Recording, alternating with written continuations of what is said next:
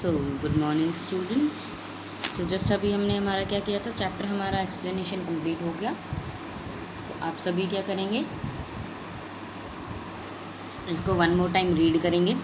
One more time नहीं, in fact 5 to 6 time इसको reading practice करेंगे।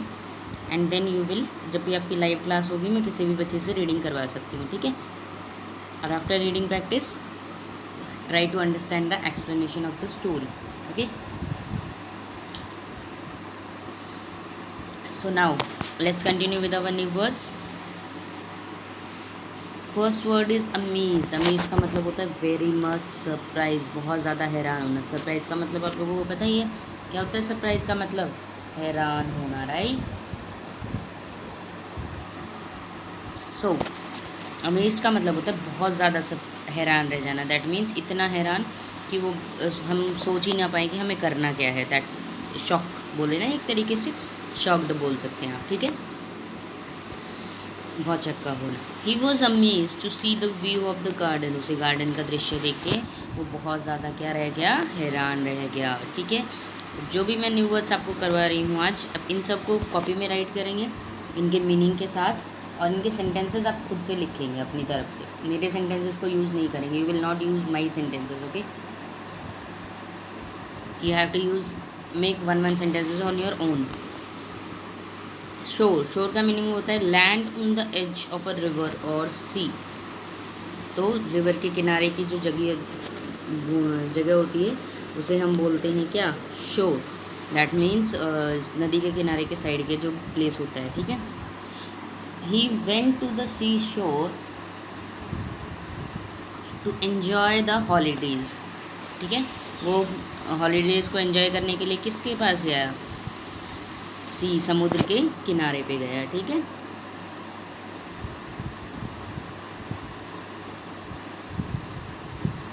समुद्र के किनारे वाली जगह पे गया, ठीक है। इमेजिनेशन, इमेजिनेशन का मतलब होता है mental pictures that are not real.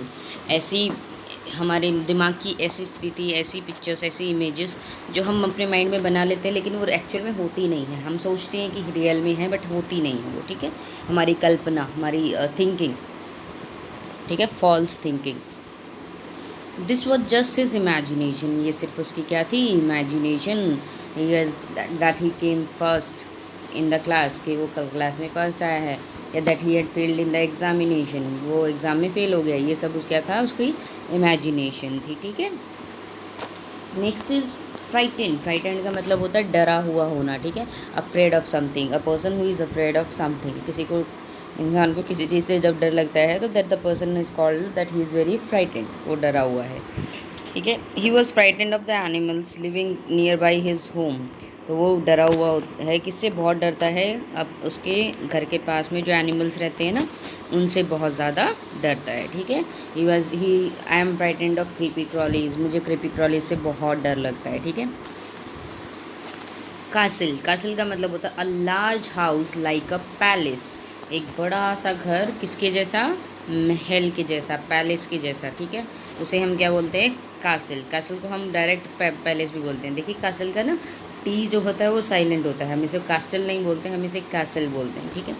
The Maharaja lives in a castle, the Maharaja lives in a castle, castle में रहता है, दैट मीन्स एक पैलेस में रहता है, ठीक है। सेवेजेस, सेवेजेस का मतलब होता है वाइल्ड पीपल, जो आदिवासी लोग होते हैं ना, ट्राइबल पीपल जो हमारे फॉरेस्ट एरियाज़ में रहते हैं उन्हें हम बोलते हैं सेवेजेस। वो क्या करते हैं, वो ह्यूमन बींग्स को खाते हैं, they eat human beings, okay. तो that persons are called wild people, that means savages. I am very much afraid of savages, मुझे सेवेजेस से बहुत डर लगता है। I am frightened of savages. और next you can make the sentence, savages use, before savages used to eat human beings, flesh of human beings। Flash का मतलब होता है मांस, ह्यूमन बींग्स का मांस, flash of human beings. Mainland, mainland का मतलब होता है लार्ज एक्सटेंट ऑफ लैंड। तो मेनलैंड मतलब जो कोई लैंड है लगा लीजिए आप, उसका जो मैक्सिमम पार्ट जो होता है उसे हम बोलते हैं मेन लैंड, ठीक है। सपोज़ कीजिए आपने एक एरिया है, उस एरिया को दो पार्ट में डिवाइड कर दिया, ठीक है। एक मेजर पार्ट, एक माइनर पार्ट। जो मेजर पार्ट होता है ना, बड़ा पार्ट, उसे हम बोलेंगे मेन लैंड, और जो स्मॉलर पार्ट होता है उसे हम माइनर पार्ट बोलते हैं, ठीक है। तो मेनलैंड समझ आया आपको। She is living on the mainland of iceberg, वो कहाँ रहती है, आइसबर्ग के मेनलैंड पे यानी मेन एरिया पे रहती है। वंडर्ड, वंडर्ड का मतलब होता है इधर उधर घूमना, रोम करना। Go from place to place without a definite route, एक जगह से दूसरी जगह जाना बिना किसी सही रास्ते के। हमें मतलब एग्जैक्ट रास्ता नहीं पता, we don't know the correct way, but still we are roaming here and there, that is called wandered. इधर उधर घूमना बिना किसी डायरेक्शन की। ठीक है, इसका एक सेकेंड वर्ड आप सिनोनिमस का लिख सकते हैं, ROAMING, रोमिंग। रोमिंग का मतलब होता है इधर उधर घूमना। Example, she wandered around the village to find his brother, वो घूमती है कहाँ, विलेज में चारों ओर अपने भाई को ढूंढने के लिए।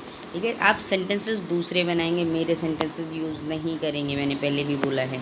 ठीक है, बोल्डर, बोल्डर का मीनिंग होता है more confident, the person who is more confident, जो बहुत ज़्यादा अपने आप पे विश्वास कर रहा है।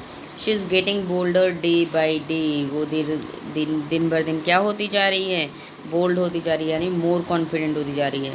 ठीक है, she is getting more and more confident day by day. Inhabited का मतलब होता है ऑक्यूपाइड, यानी कम्प्लीटली फिल्ड, जहाँ कोई रहता है। ठीक है, completely field area. Like the island was inhabited by savages, जो आइलैंड था वो किसके द्वारा इनहेबिटेड था, कौन रहता था वहाँ पे, सेवेजेस द्वारा। ऑक्यूपाइड, इसका ऑपोजिट अगर हम बात करें तो वैकेंट होता है। ठीक है, अब आपके न्यू वर्ड्स कंप्लीट हो गए हैं। ठीक है, तो न्यू वर्ड्स कंप्लीट होने के बाद आप क्या करेंगे, अब इन न्यू वर्ड्स को कॉपी में राइट करेंगे विद देयर मीनिंग्स। ठीक है, प्रेजेंटेशन मैं आपके पास सेंड कर दूँगी, और आप उसके बाद क्या करेंगे, इन न्यू वर्ड्स के सेंटेंसेस जो है वो खुद से फॉर्म करेंगे। Every new word, at least one sentence of every new word on your own. कोई भी गूगल से कॉपी नहीं करेगा, बहुत सारे बच्चे कॉपी करने लगे हैं। ठीक है, डायरेक्ट गूगल से कॉपी मत किया कीजिए, ये आपको सेंटेंस फॉर्मेशन सिखाने के लिए हम देते हैं होमवर्क, इसीलिए नहीं कि आप डायरेक्ट कॉपी करें और राइट कर दें। ठीक है।